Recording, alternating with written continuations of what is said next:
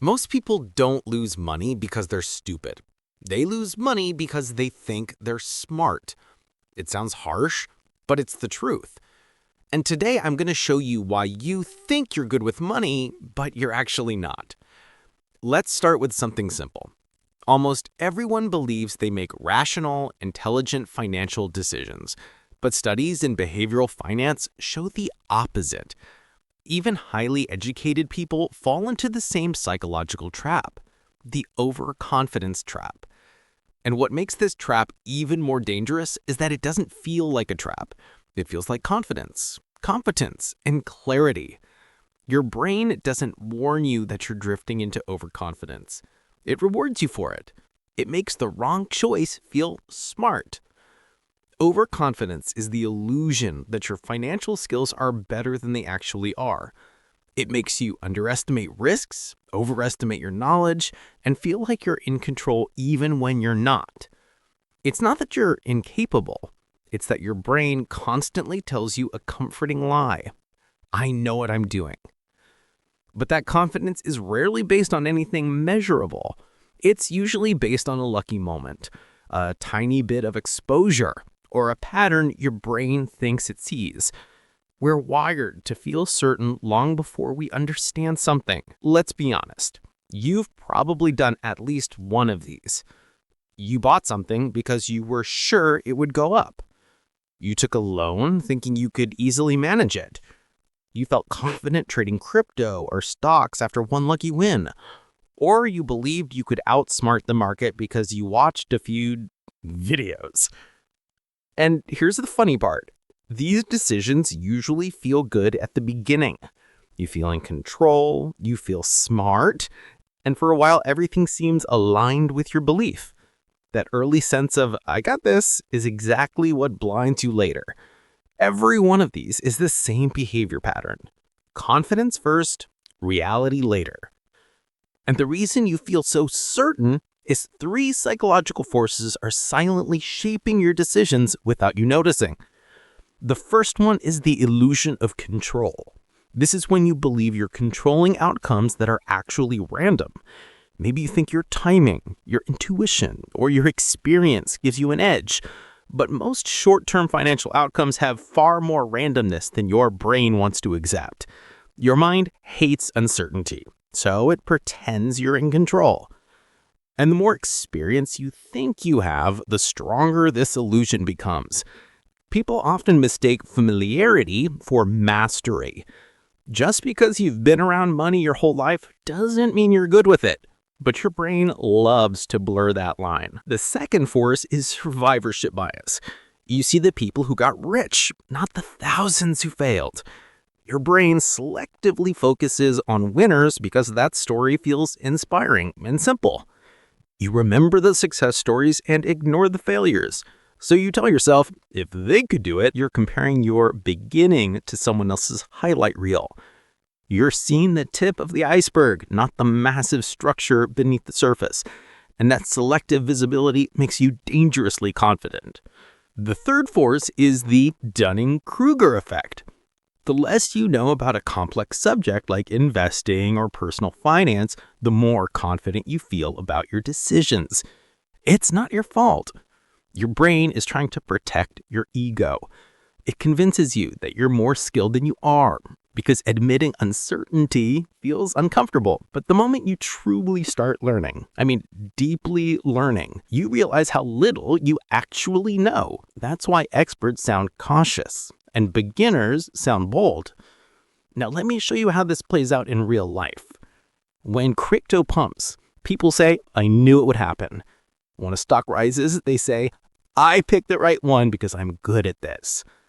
When they avoid a financial disaster, they think, see, I make smart decisions. But when things go wrong, suddenly it's the economy, the politicians, the inflation, the whales, the market makers, anyone except themselves. Because admitting you were wrong is painful.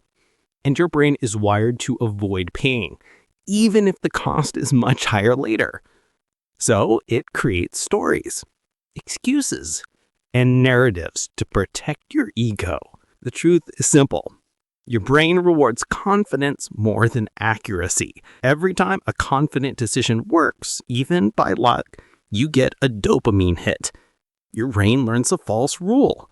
Confidence equals success. But success wasn't skill, it was randomness dressed as skill. And the worst part is your brain doesn't track the difference.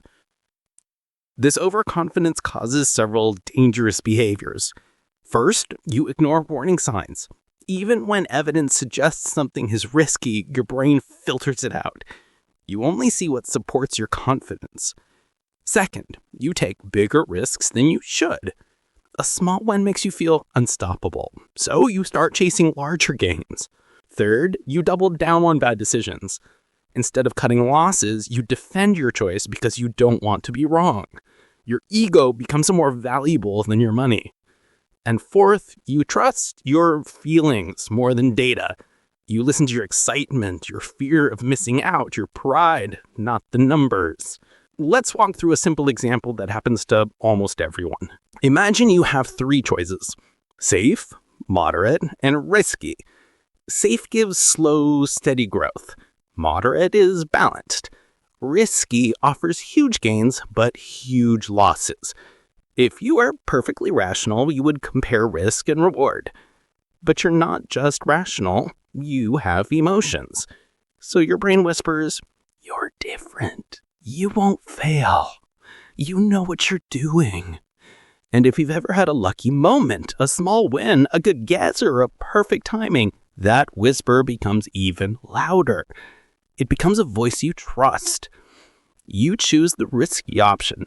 It rises quickly for a moment, and you feel brilliant. But then it falls even faster. And instead of admitting the mistake, you tell yourself, "It will recover. I shouldn't sell yet. It's the market's fault." And that moment, when reality challenges your confidence, is where people lose the most money. Because you're no longer making decisions based on logic. You're protecting your ego. You don't want the pain of being wrong. So you stay in the losing position longer than you should. And every second you stay, your brain tells you new lies. It's temporary. It happened before. If I sell now, the loss becomes real. Every excuse strengthens the trap. This is called the sunk cost fallacy.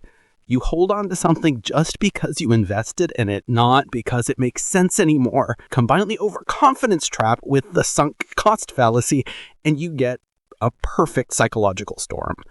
A storm that has destroyed countless savings, portfolios, and futures. But here's the good news. Once you understand how your brain tricks you, you can break the cycle. The first step is simple. Acknowledge uncertainty. Say, "I don't know," more often. Your brain resists that at first, but it's the doorway to better decisions. Second, slow down your decision-making. Overconfidence thrives in fast choices. Rational thinking thrives in slow ones. Third, use external checks. A checklist, a rule, or even a hard limit. Ones that you follow even when you feel confident.